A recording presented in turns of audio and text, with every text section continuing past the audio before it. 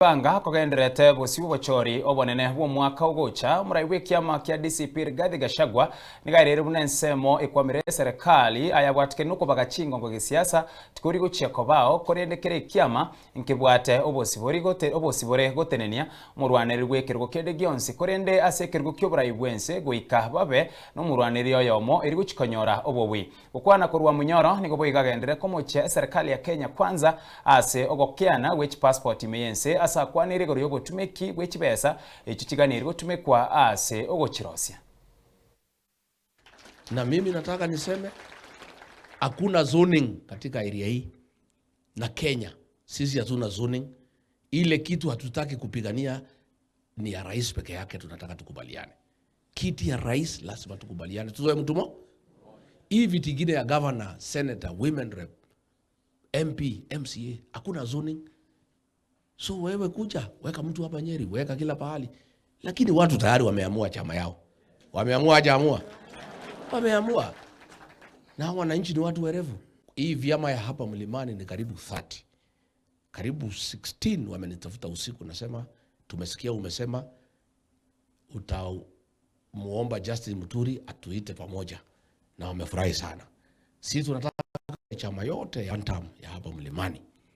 Muturi atuite zote. Tutengeneze coalition ya hapa Mlimani ya vyama ya one term. Na kwa sababu tumetukanwa na Duale, tunataka tukubali hiyo jina. Nataka tuite the Heina Coalition. Wangapi wana Heina Coalition?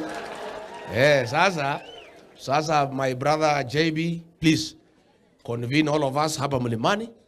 Kwanza tutengeneze the Heina Coalition.